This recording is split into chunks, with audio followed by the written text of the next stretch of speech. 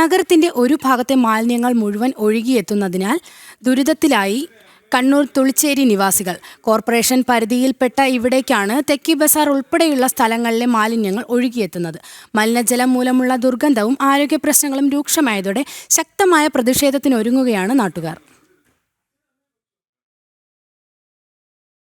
മലിനജലം ഒഴുകിയെത്തി തുടങ്ങിയതോടെ തുളിച്ചേരി നിവാസികളുടെ ജീവിതം തന്നെ ദുരിതത്തിലായി. കടുത്ത ദുർഗന്ധം കാരണം വീടിന് പുറത്തിറങ്ങാൻ കഴിയാത്ത അവസ്ഥ. കുടിവെള്ള സ്രോതസ്സുകൾ എല്ലാം മലിനമായി. നഗരത്തിലെ ചില സ്ഥാപനങ്ങളിലെ ശുചിമുറി മാലിന്യങ്ങൾ അടക്കമാണ് ഈ ജനവാസ കേന്ദ്രത്തിലേക്ക് ഒഴുക്കിവിടുന്നത്. പരാതി പറഞ്ഞിട്ട് കോർപ്പറേഷൻ അത് കണ്ടമട്ടില്ല. നമ്മൾ ഒരുപാട് കംപ്ലൈൻറ്റ് കൊടുത്തു.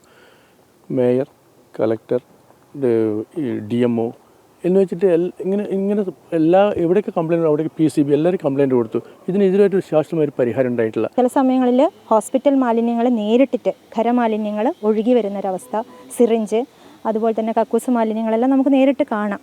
അപ്പോൾ ഇത്രയും ഭീകരമായ ഒരു സാഹചര്യത്തിലാണ് നമ്മൾ ജീവിക്കുന്നത്. നമ്മൾ മഴക്കാലത്താണെങ്കിൽ വെള്ളം കയറിയിട്ട് ഫുൾ സിറിഞ്ചും ഹോസ്പിറ്റൽ വേസ്റ്റും എല്ലാം കൂടി നമ്മളെ മുറ്റത്താണ് വരുന്നത്.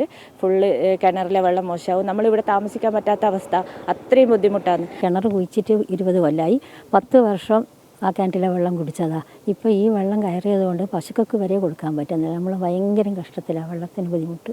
മലിനജലം ഒഴുക്കിവിട്ട് ഒരു നാടിനെ ദുരിതത്തിലാക്കിയ സ്ഥാപനങ്ങൾക്കും വ്യക്തികൾക്കുമെതിരെ ശക്തമായ നടപടി വേണമെന്നാണ് നാട്ടുകാരുടെ ആവശ്യം. ഞങ്ങളൊരു 2012 ജനങ്ങളെല്ലാം കൂടിയിട്ട് പരാതി കൊടുത്തു.